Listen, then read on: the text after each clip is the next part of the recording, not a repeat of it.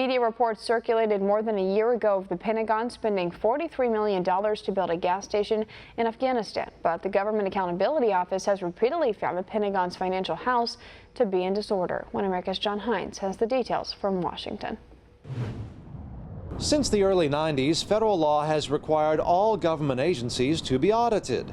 Yet one of the largest federal agencies, the Department of Defense, has never complied with this law. Now a Texas congressman thinks it's time to audit the Pentagon. There was a statute passed that required all federal agencies to undergo an audit. Here we are now some 25 years later, and the only one still outstanding is the Department of Defense.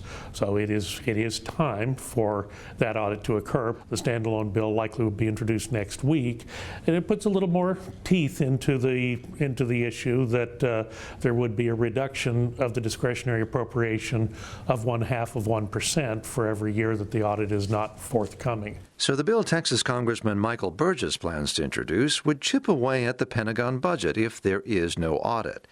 And Burgess explains he's written this bill because he's a defense hawk who wants every Pentagon dollar to go as far as it can. Every one of us wants to be voting to defend our nation.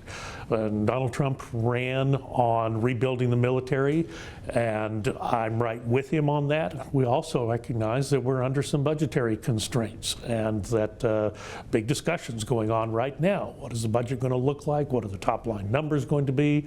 What is the top line number for defense going to be? Well, every dollar that's appropriated for the Department of Defense has to be well spent. And dollars well spent seems to be a conservative defense philosophy shared by George Landreth, president of Frontiers of Freedom. To me, it would be a tool. If I'm the Secretary of Defense, I would want an audit because I'd want the information it would provide me so that I could better run the organization.